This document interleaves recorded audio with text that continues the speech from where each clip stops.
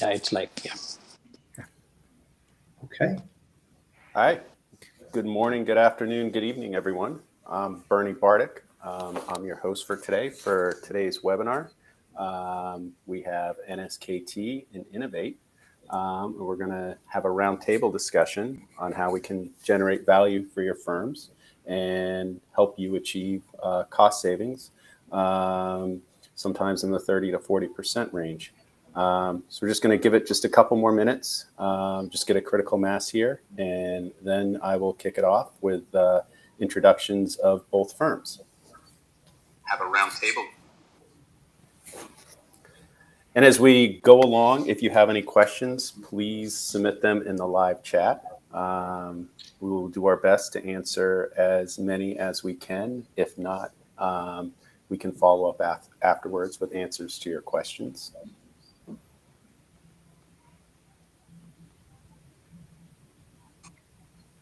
And as we go along,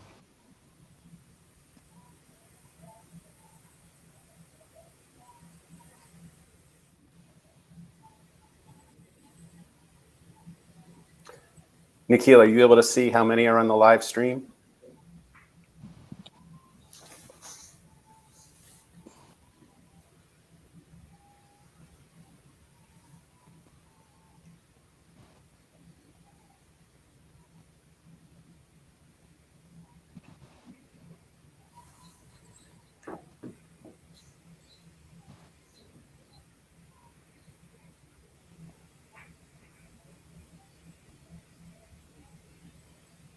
Yeah, I think it will be there like in a couple of 2-3 minutes, right?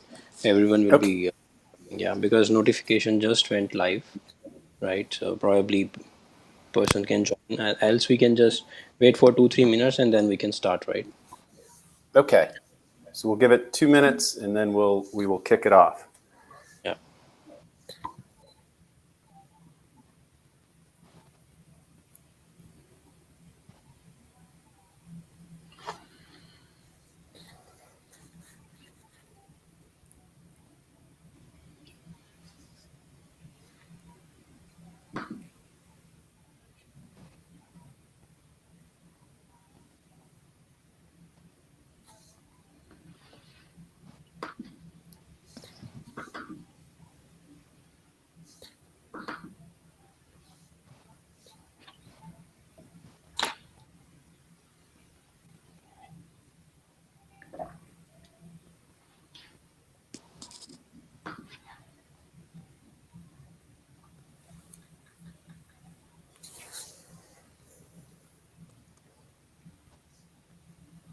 All right, everyone, please be patient. We will start in 1 minute.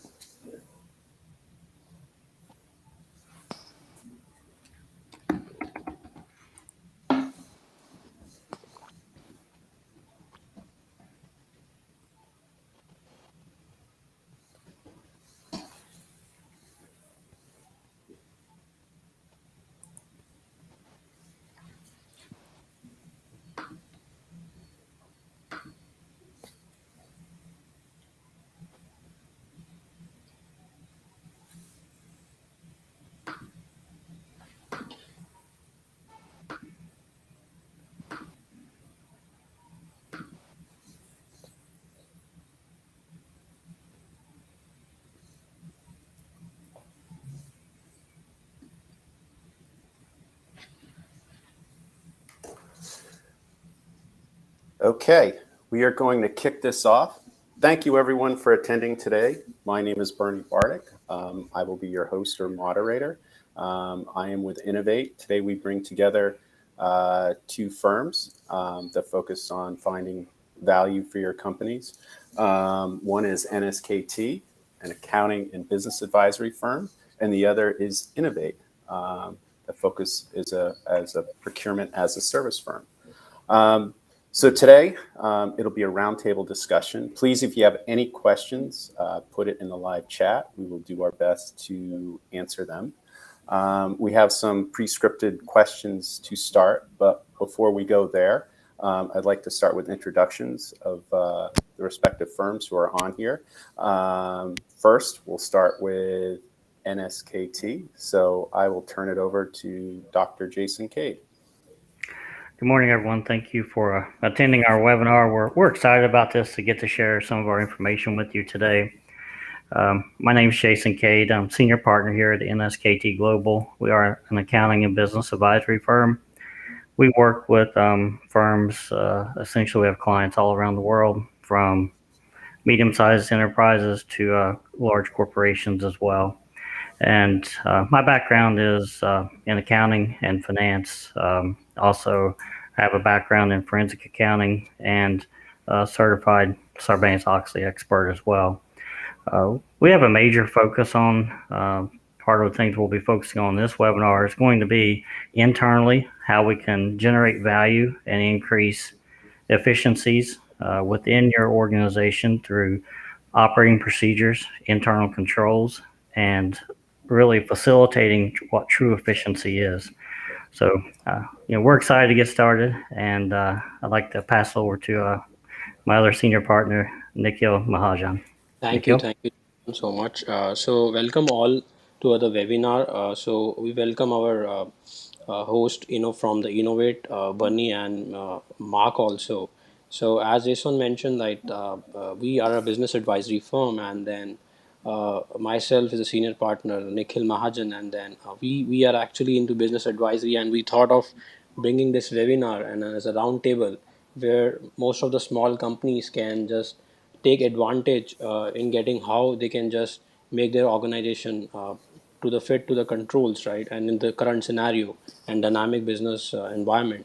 So hope you will enjoy the webinar. I just pass on to Mark from Innovate. He can introduce himself. Yeah, thank you so much. Thanks, Nikhil.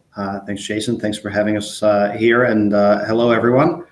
Bernie, thanks for facilitating the event as well. I am Mark Mylan with Innovate. I'm the founder and the CEO of the company. We're actually a procurement-based consulting organization with primary focus on generating value and savings through engagements with our clients. We're a composition of former procurement executives and procurement professionals who really apply some of the best sourcing, supplier performance management, and value extraction practices in enabling us to be utilized as service, primarily focused on smaller to mid-sized organizations. Some of the savings that we have seen in the past year range anywhere between about 11 to well over 60%, depending on commodities and structures that we're doing. And happy to report that throughout 2020, in terms of the pandemic here, we've had a 17x ROI on the engagement. So happy to share more, happy to share some of the best practices, and again, with the eye on creating the best possible value and win-win outcomes for both suppliers and our organizations we support. Yeah, well, thank you for that, Mark. So now we'll turn it over to some questions. So the first question I'd like to ask, we'll go over to Jason. So Jason, standard operating procedures are important to every organization, but how can these procedures lead to increased profits? Okay, yeah, thanks, Bernie, for the question. When we think about our standard operating procedures, we call them by an acronym of SOPs.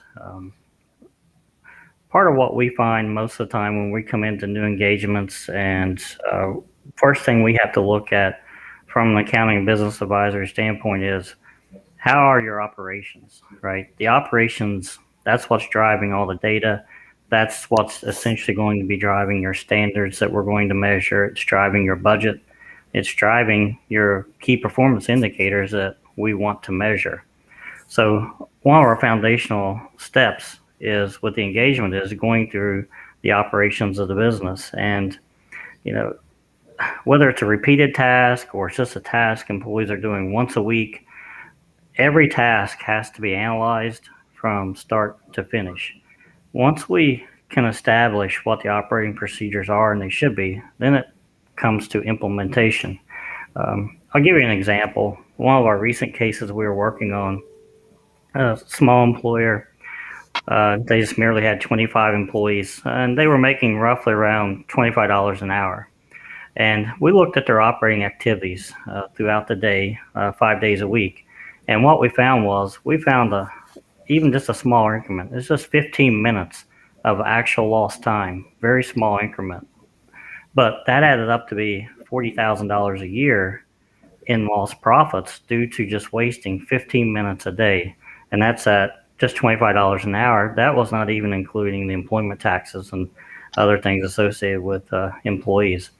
So when we look at large corporations, if you multiply that by 10, 100, or even 1,000, it can add up significant savings and then also increasing efficiencies. What we have found is that if you're one of the top 1, 2, or 3 in your industry, then it's normally coming from operating procedures. So you're having operating procedures in place, they're constantly being measured and applied to each avenue of your business.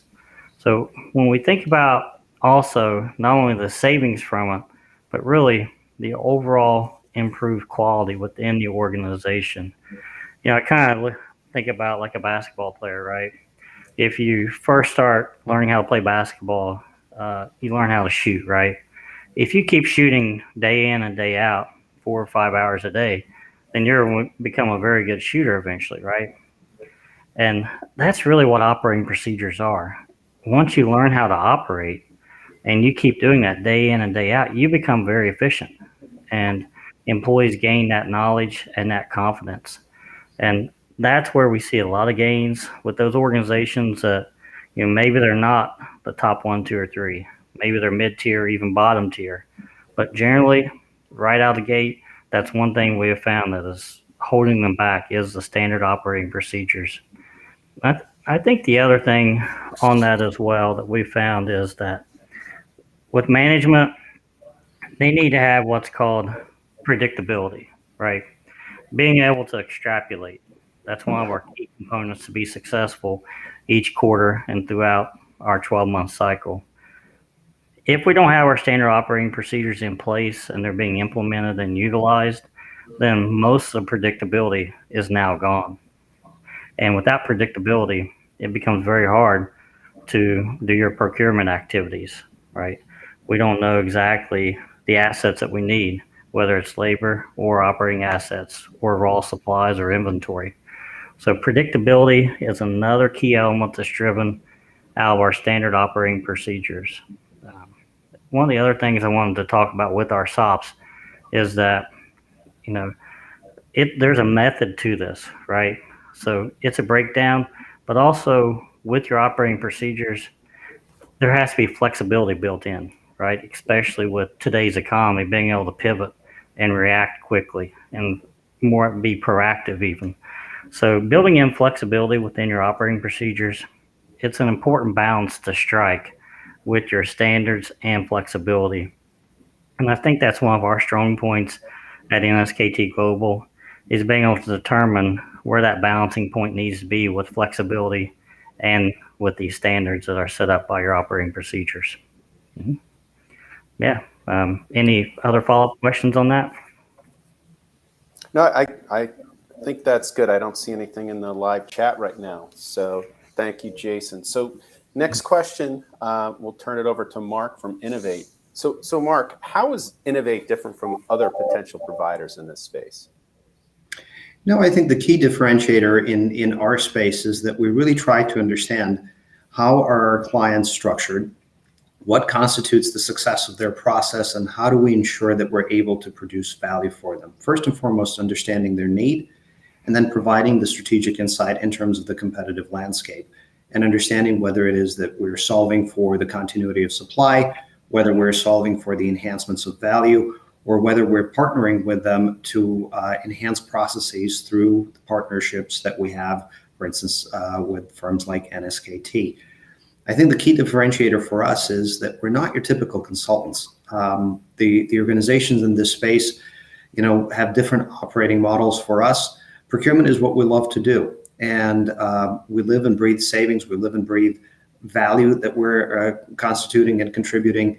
And again, the longevity of the solutions that we're putting in place. In addition to it, obviously, I feel that our rates are highly competitive, 17x ROI on the engagement, as well as multi-billion dollars completed deals in conglomerate across about 117 different categories that we have touched across the plethora of our experience, I think also provides a little bit of insight and guidance in terms of our capability and what we're doing.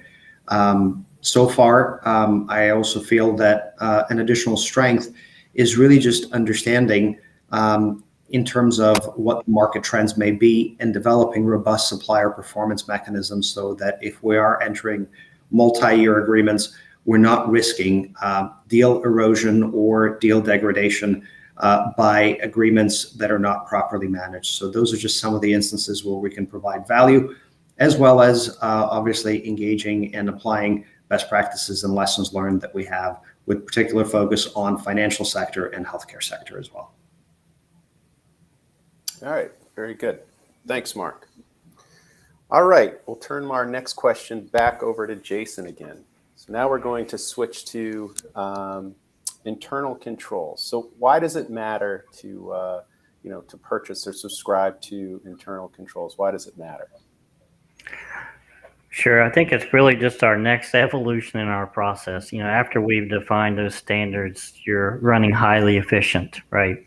The next thing to do is when we apply our internal controls, and essentially those are just security measures that are built custom for each organization with really to fortify the organization and fortifying not only against fraud, right, but also stepping outside of those standards. With these internal controls, and we focus on procurement internal controls first of all, right? These controls are really meant to increase efficiency. Controls really communicate what the organization's expectations are. So it's really a great way to facilitate communication from upper management all the way through the organization, and obviously through your purchasing department as well. With internal controls, there is an important ability for internal controls to be flexible as well, right? And everything we do, we really try to input a level of flexibility with each step of the process, from standard operating procedures to internal controls within each department, especially as organizations are becoming more decentralized. Decentralized organizations is how we have to operate in a global market at this point. So with internal controls and being decentralized, one of the key elements is building in that proper flexibility to allow the efficiencies to take over. With the internal controls, we improve accountability. We're going to generate more effective and really audit trails as well. Okay. Some of the best practices, I think, with these internal controls, and if we're just focusing a little bit on the purchasing department, one thing we found in our experience is that no two organizations are the same. Very, very different. Each organization is. So I think it's important to understand that canned or out-of-box internal controls or operating procedures, those are not going to work for your organization, right? It takes an understanding of your organization first, understanding your operations from start to finish, and then the process of building internal controls that facilitate securing your assets from fraud and client theft, but also securing a greater level of flexibility and efficiency. Okay. And I think that one of the things that we focus in on, especially with internal controls, is within the purchasing department, is eliminating waste. And I know Mark may want to jump in on this one as well, but the amount of waste that we find in purchasing departments that we can eliminate with internal controls is a significant savings. And Mark, do you want to jump in on that? The typical waste maybe you're seeing in purchasing departments? Certainly. Well, I think oftentimes procurement and purchasing departments morph into departments that are more around red tape and being bottlenecks in terms of facilitating where things go and supporting their functions, as opposed to being a value-add strategic partner. At a core, procurement should be viewed as a very strategic but support function. With that in mind, organizational goals need to be aligned, and procurement needs to support the organizational and company's mission in terms of achieving those goals. Waste is often the byproduct of additional policies and procedures that don't serve the mission and that are not aligned with where the company is going and what the overall organizational goals really are. So it's very important to ensure that first and foremost, procurement teams are aligned with the vision, with the mission, and that they have measurable KPIs and SLAs in terms of monitoring what that value looks like at the end of the day. We are talking about procurement, we're talking about controls, but the important element to note is that not all organizations need procurement, right? Procurement is, in essence, a luxury that should serve that specific purpose. And if you can't assign a measurable value and you can't see results come out of a procurement organization, it's time to question how things are really run. I think a good telltale sign, Jason, based on what you were talking about, is what value can you assign to procurement? If your procurement is not yielding 4 to 7x in terms of what it actually costs you to run the department internally, it's probably advisable to take a look at some of the external resources to eradicate the potential waste or bottlenecks that are resulting. The other piece, obviously, as well, is internal stakeholder feedback in terms of how likely are they to engage with procurement, and are they seeking procurement's help and guidance, or is it one of those 12-hour painful type functions that folks would rather avoid?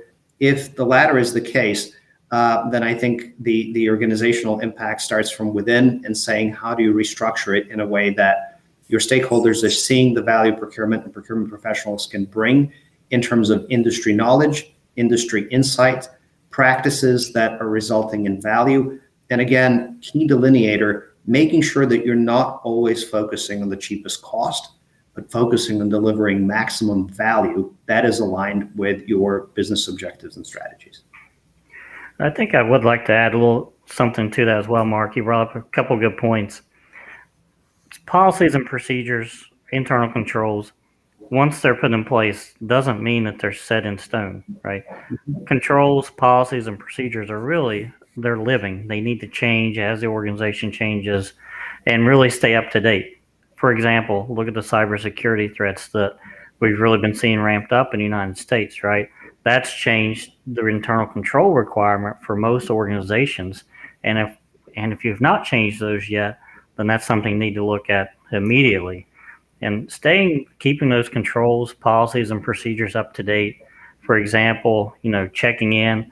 There really should be a monthly process on your internal control checks, and that's going to help eliminate a lot of bottlenecks that you find when you go into procurement or even purchasing departments. I couldn't agree with you more. I think that procurement and associated functions are dynamic, and I think the most damage an organization can do is sticking with policies and processes that have been in place for the sake of retaining those without looking at what is the measurable benefit and what is the strategy really behind it. I think that order fulfillment, continuity of supply certainly does I think take up a lot of time and can certainly consume a lot of bandwidth for the organization, but the successful approach here actually is predicated on the strategy that you have in place. And I think, if we're to invoke kind of a similar philosophy to what Einstein indicated, if you have a problem, spend the bulk of that time figuring out how to solve it and then act on it. I also think it's critical to have measurable milestones and checkpoints to see how is the resolution, how are your next steps aligning and contributing as to enable potential course correction to achieve results maximization and making sure that you're really aligning in a good way. Obviously, I think also understanding your competitive landscape, your own competitive space relative not only to your competitors, but to the supplier partners you're engaging with, and driving delineation between those strategic supplier partners who are integral to your business and whose strategy needs to be aligned with yours, vis-a-vis the tactical vendor type relationships, which are consumable, easily interchangeable, and produce more of a short-term measurable yield. Mm-hmm. Yeah, great points. Yeah. All right, very good. Great dialogue. We do have a question from the audience. I don't know if someone wants to address that right now before we move on to our next pre-scripted question. It's what controls do you have in place to eliminate duplication, which I also believe creates waste as well? That's a good question. Mm-hmm, mm-hmm. You want me to jump in on that one? Sure. I'd be happy to take it. Sure. I think it's not necessarily a control that would be in place. It's an operating procedure. So anytime you have duplication of efforts, then we have inefficiencies, right? And we do see that within many organizations. So really that's coming in the very beginning stages of the process when we're establishing the standard operating procedures. We're going through the activities, right, from beginning to end with each step of the organization. That's where we find a duplication of activities. Most firms, all businesses essentially have started out as a small business and have grown into a large business over time. And that's where we see the duplication of activities. Many times they're still running it like a medium-sized organization, but they've had exponential growth the past 3 years. And so we see many duplications of efforts. And that's where your savings, your efficiencies can come in and you get the competitive advantage at that point.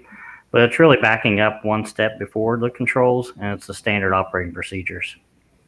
I want to add here, Jason, one very important quick tip how you can avoid duplication in the organization. Just you have to just draw a matrix, right? You have just on x-axis just put your activities in the process. Let's suppose procurement process. On the y-axis, you put who all does those activities, right? And just check where are the duplications, right? And it also called as segregation of duty. And it's very important you not in avoid duplication, probably you also avoid some fraud related activities. Probably the main activity from procurement to payment probably one person is doing. That's a risky for a small business, right? So that tip or that activity every small business owners or in fact the big organizations should also do, and that should be a part of the SOP. All right. Thanks for that, Nikhil. Did you have something else, Mark?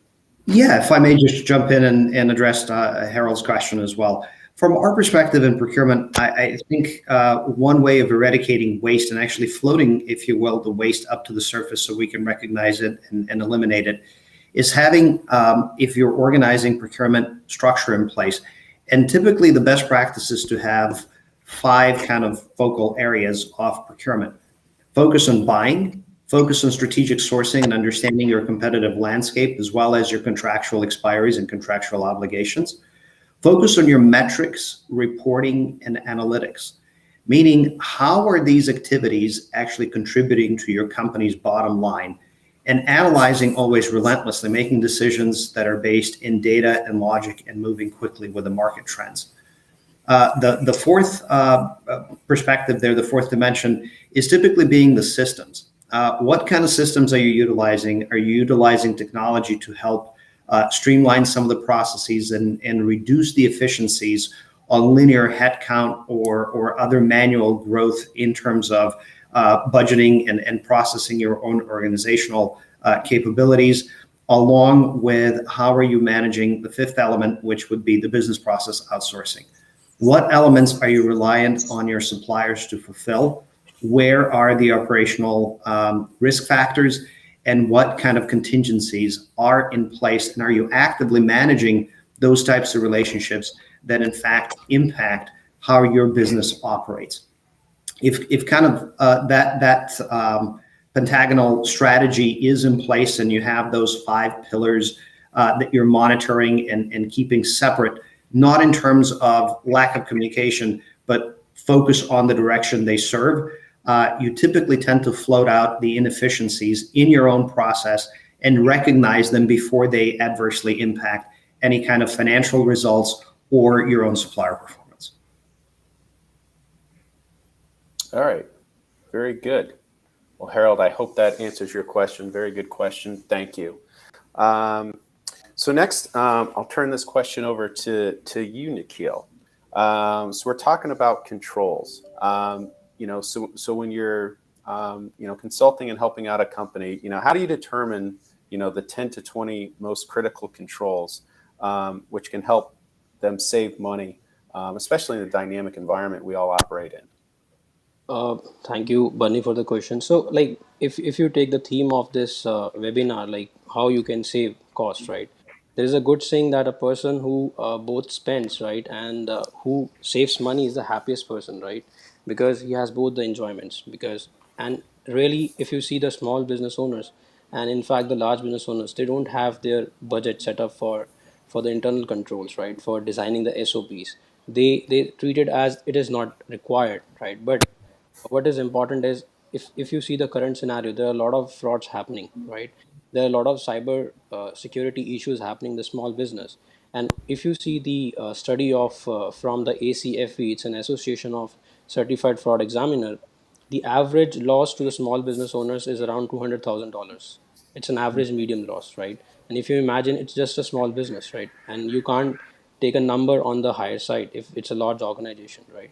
So focusing upon the controls, so like I can just jump on related to the fraud related controls. So let's suppose if you have a procurement function, right? So many small business or the organizations, they don't have three-way mapping process or the controls, where what they are ordering, right, it has to be compared with what you receive, and it has to be compared with what payment you are making, right?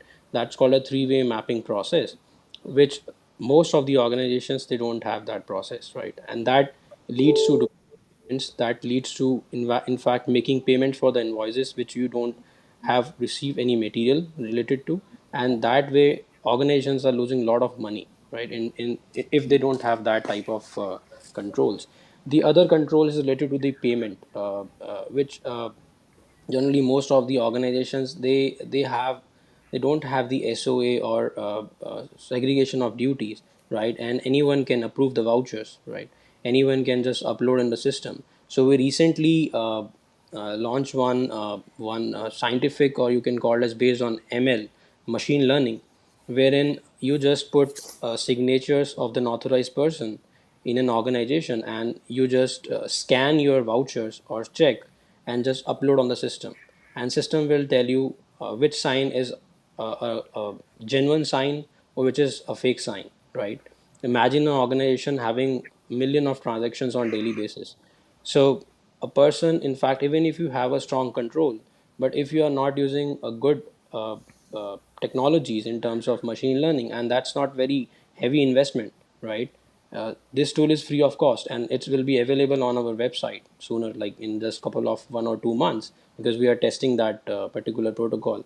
And that way organization have a lot of fraudulent payments happens, right? Even if you take small organizations, they also have a fraudulent payments. So this way, I think using technologies along with the controls and building IT controls is a key in operating in this today's scenarios, right? And related to the other area which is very important is related to the payroll, right? Every organizations, they have their employees to work upon, right? But recently we are just doing some payroll related forensic assignment, and we found that a single person is doing all the stuff, right? He's appointing the persons, he is just approving their attendance, he's approving their employee master, he's making the payment.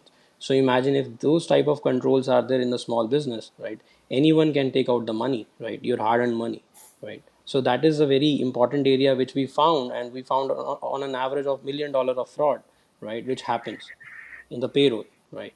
So these type of control, I think, as a business owners, they should have an internal control assessment activity on periodic basis, which can lay out what control lapses they have, right, and how they can improve on those lapses. Huh. Very good. Fascinating. Thanks, Nikhil. All right, so my next question, I will turn it over to Mark. I want to touch on something you mentioned earlier, was about the lowest cost. Most people think of procurement as, always going after the low cost supplier, but you mentioned it's not always about that. Can you expand on that some more? Absolutely. Thanks, Bernie.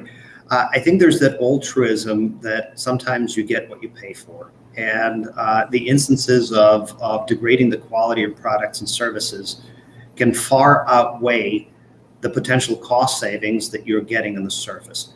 In order to kind of eliminate that process, you need to understand what is it that you're solving for and what is it that you're sourcing for. Sourcing and procurement should always serve a specific purpose that is defined, purpose that is aligned with your strategy, and ultimately serving a specific goal that we have. I also am a firm believer that instead of talking about the price, we should be talking about the value that we're creating. And value could have numerous perspectives, right? Value, broadly, I would define as getting the best price for the product or service or accomplishment of the goal that you have defined. Again, making a delineation, it's not the cheapest price, but the best price that satisfies that specific goal. There's certainly, I think, products and services within certain verticals that lend themselves to purely a cost play. If you're buying pens, paper that perhaps doesn't matter, or paper that may be significant for a publication and really kind of indicates the message that you're trying to convey. But delineating between what is strategic to your business and what isn't. We typically work with our clients on helping them segregate this so that we can develop the right strategies that are aligned with their goals and objectives, and through the process, lead them actually through the discovery of what is key and where we can exercise the tactical cost saves and just the lowest cost play versus areas where we always focus on the value, longevity of the deals, ensuring that they're actually going to be seeing results, ensuring the continuity of supply, and looking at the overall functioning of their supply chain, as well as, if you will, from executing just on the procurement itself, whether lease versus buy, what kind of financial considerations we need to provide to them in terms of their cash flow, in terms of their profitability, and what's needed that usually results in the best value that we're producing for the clients. All right. Excellent. Very good explanation. Okay, so just to the audience again, please, if you have any questions, please put it in the live chat. We'll be more than happy to answer it during the webinar, time permitting. So next up, Jason, I am going to go back to you. So we're going to talk about SOX compliance and outsourcing it. How does that save a company in compliance costs as well as increase their efficiencies? Sure. Obviously, SOX has been around for almost 20 years at this point, right? 18 years. So it's been a burden, much of a burden for many public corporations, and even those who are forced to comply with different levels of SOX via international organizations. So with SOX compliance, guys, it is putting pressure on financial reporting, IT, all those related compliance functions, right? And we're seeing evolving demands and strategies. All these are really coming into making it more complex, right? What we do with our compliance service line, what we do is we take that and we spin it and we can extract value from that process. So instead of it just looking as a cost added function, what we do is, despite all these challenges, we get ahead with the SOX compliance. And how we do this is by formulating a risk-based method to drive down costs, okay? And this method enhances effectiveness and provides additional value so that you're extracting, it's not just a cost add-on, now it's increasing efficiencies, and doing this through this risk-based method, we can drive down costs successfully. So with our SOX managed services, this is going to allow your organization to tackle all the SOX compliance and then also extract value from this function as well. What we do is we lift the burden of SOX and try and stay up to date. The monthly testing of SOX, getting prepped for your annual audit, right, for your SOX compliance. So we have 3 members that are certified Sarbanes-Oxley experts with deep knowledge and experience in prepping for SOX compliance. One of the things we do with this activity as well is looking at those financial reporting risks, and then we develop the most efficient way to mitigate those. And that's one of the aspects of how we can create value throughout this whole process. and increasing efficiencies and ensuring compliance with SOX regulations. I think Yeah. one of the key elements with the whole SOX compliance is really our technology that we use. We have innovative tools that we use. Our analytics are cutting edge as well, and we have many automated solutions that we implement for the organization. And that is really taking efficiencies and creating value for our clients when it comes to SOX compliance. Mhm. I want to Nikhil, add. do you have anything I to want add? to. Yeah. I want to add something like many uh, small businesses who always wish to grow and just to have in their IPO, right? So the other way to save the cost is uh, because when they are rising up, they can't go to big fours, right? They always have to find some tier two or tier three companies. So we are there, right? So even if you want to grow up and you can't find your budget fitting up with the top consulting firm, you can opt for us, right? So that's another way to save cost. Hmm. Hmm. Right. Right. Good, Hmm. good point. All right. Thanks, Nikhil. All right. So next question, we'll turn it back over to Mark. To make this more tangible and so folks can visualize, do you have an example or two as far as work you've done for others and how that has resulted in cost savings or value to the client?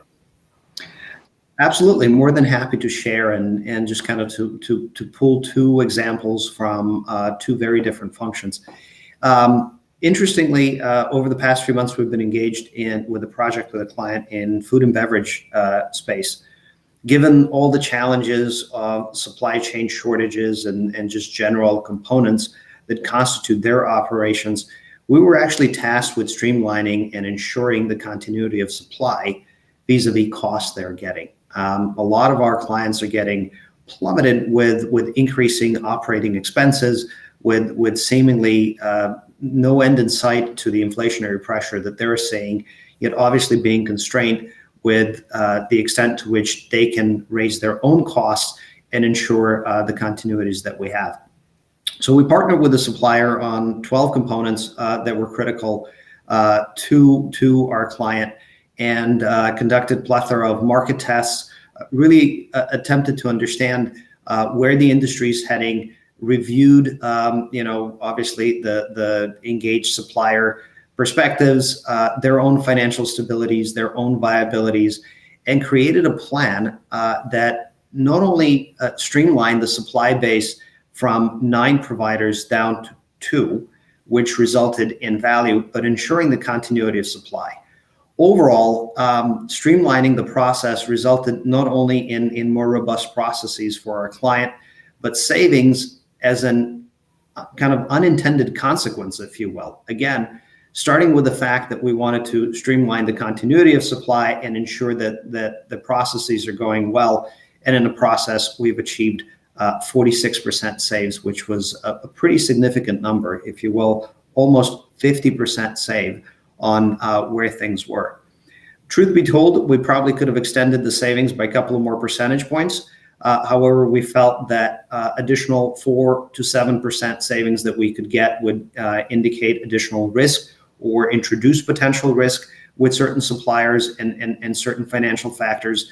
We settled on slightly less, but ensuring that things are going well. And so far, just monitoring, keeping abreast of where things are, and checking in with the client upon project completion indicates that the project indeed was a success and that she is seeing some phenomenal results from it. The other example is in a fast-growing marketing organization that we were supporting. And it was really an execution of initiatives pertaining to their laptops and the refresh cycles that they were facing. One, it was the streamline and kind of aligning the consumption relative to their own growth model, and what we knew in terms of how many FTEs they're adding on to their workforce. The other element, of course, was the financial aspect beyond the price.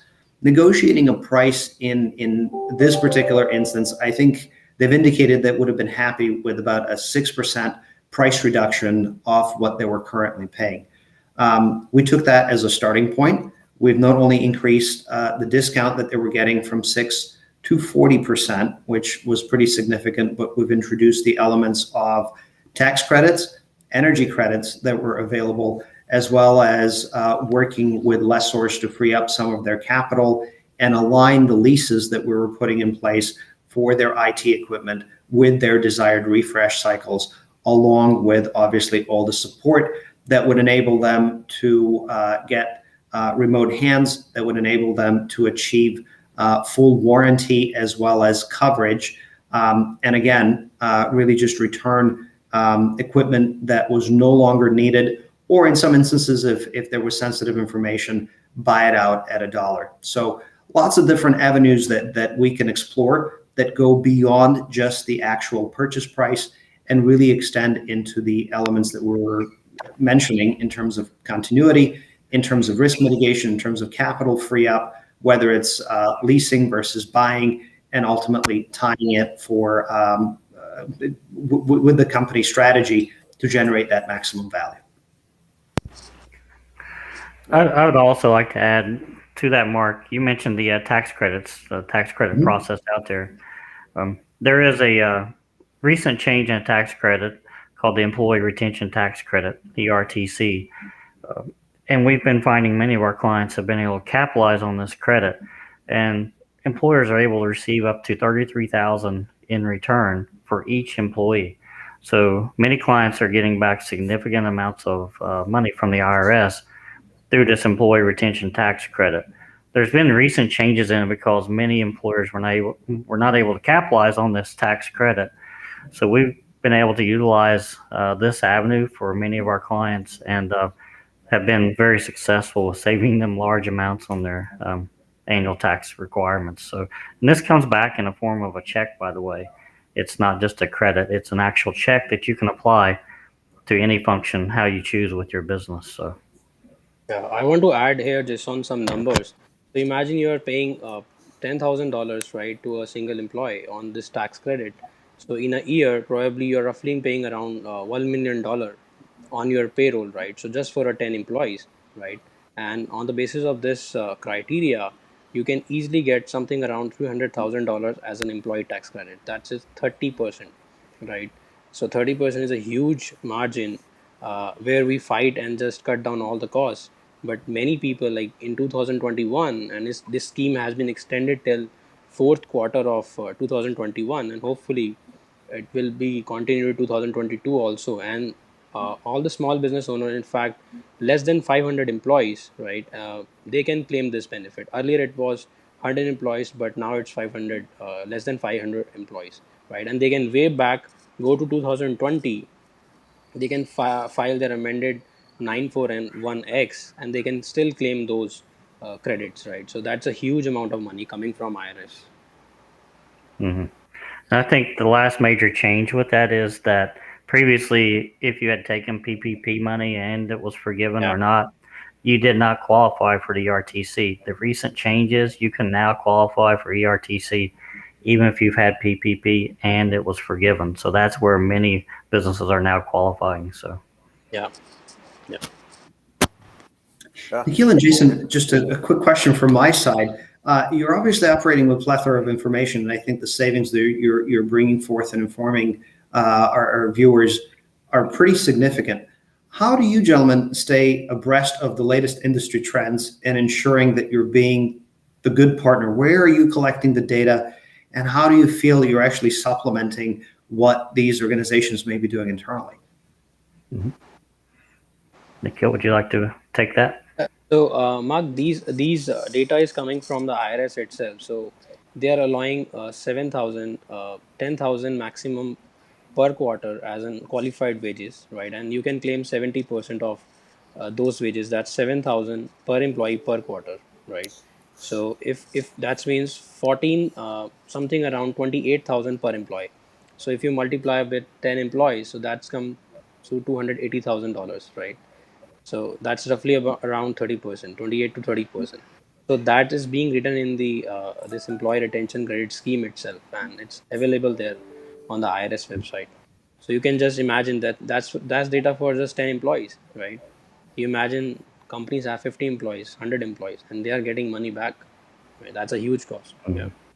And I think what drives our diversity in our firm, Mark, from Sarbanes-Oxley compliance to SOPs to processing business tax, personal tax, and then employee retention tax credits, for example, is the team that we've assembled. If you look at our website and look at our senior team that we have, three of us have doctorate degrees in taxation and business, CPAs, CFEs, Sarbanes-Oxley experts, backgrounds in finance, background with the one of the big fours doing internal controls and SOPs. So we've assembled, and we're very proud of our team with the level of expertise that we have, and that's one way that has afforded us to be very diverse in our business advisory and our accounting services.